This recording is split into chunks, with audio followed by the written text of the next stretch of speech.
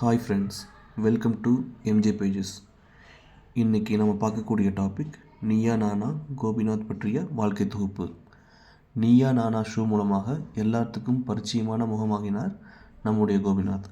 அதை விட முக்கியமாக ரொம்பவே தமிழ் மேலே பற்றுடையவர்.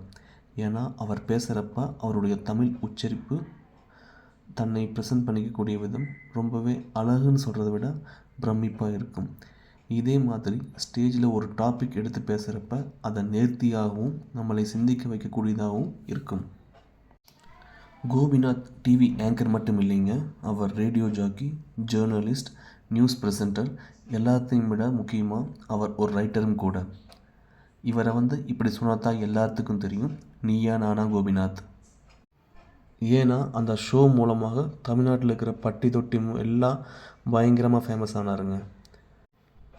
இவர் பிறந்தது 4th ஜூலை 1975. எங்கே பிறந்திருக்காருன்னு பார்த்தீங்கன்னா புதுக்கோட்டை மாவட்டம் அறந்தாங்கியில் தாங்க. படித்தது எல்லாமே அறந்தாங்கி, திருச்சியில் தான். இவர் அப்பா பெயர் சந்திரன், அம்மாவுடைய பெயர் குமுதம். இவர் ஸ்கூலிங் பிபிஏ எம்பிஏல முடிச்சுட்டு 1997 தான் டிவிக்குள்ளே என்டர் ஆகிறார். ஃபஸ்ட்டு யுனைடெட் டெலிவிஷனில் ஜாயின் பண்ணார்.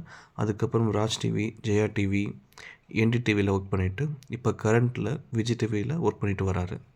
இவர் ப்ரெசென்ட் பண்ண ஃபேமஸான ஷோ என்னதுன்னு பார்த்தீங்கன்னா மக்கள் யார் பக்கம், நடந்தது என்ன, சிகரம் தொட்ட மனிதர்கள், என் தேசம் என் மக்கள். இது எல்லாமே டாப் நாஷ் ஷோக்கள் தான்.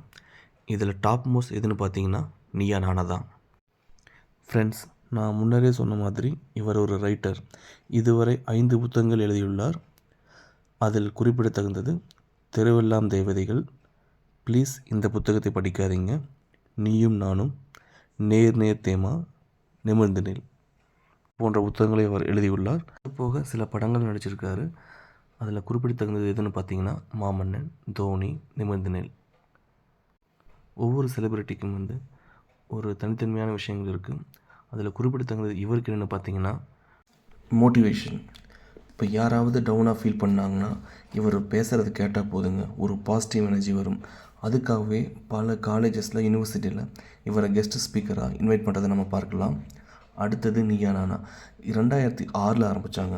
ஒரு டாபிக் கொடுத்து 2 பேருக்கும் பேச வச்சு கடைசியில் ஒரு நேர்த்தியான கருத்துக்களை எடுத்து சொல்லுவாருங்க. அதனால தான் என்னமோ விஜய் டிவியில் இன்றைக்கும் டாப் ஷோனா அது நீயா நானா தான். கடைசி ஒரு 10-20 வருஷத்தில் பல விஜய்ஸ் வந்திருக்காங்க. அதுக்கெல்லாம் இவர் தான் முன்னோடி. கரியரின் தொடக்கத்திலேயே அஜித், எழுத்தாளர் சுஜாதா போன்ற பர்சனாலிட்டிஸை இன்டர்வியூ பண்ணி அஸ்தி இருப்பாருங்க. இவர் இந்த நிலைக்கு வர்றதுக்கு காரணம் அவரை ஃபேஸ் பண்ண ஸ்ட்ரகிள்ஸ், விடாமுயற்சி மற்றும் அவருடைய தன்னம்பிக்கை தான். நம் சேனல் சார்பாக அவர் வாழ்க்கை சிறக்க வாழ்த்துக்களை தெரிவித்துக் கொள்கிறோம். இந்த மாதிரி வீடியோஸ் பார்க்கணும்னா இந்த வீடியோவை லைக் பண்ணிவிட்டு சேனலை சப்ஸ்கிரைப் பண்ணுங்கள். அப்போ தான் நான் போடுற வீடியோ உங்களை சேரும். நன்றி, வணக்கம். மீண்டும் சந்திப்போம்.